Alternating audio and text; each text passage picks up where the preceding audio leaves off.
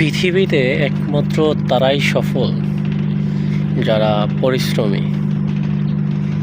এখানে আসলে অলসতার কোনো জায়গা নেই। তো আপনি যদি নিজেকে একজন প্রতিষ্ঠিত ব্যক্তি হিসেবে দেখতে চান, পরিশ্রম করে যান। কে কী বলল, কোন কাজটা করলে কে কী ভাববে, এটা দেখার বিষয় না।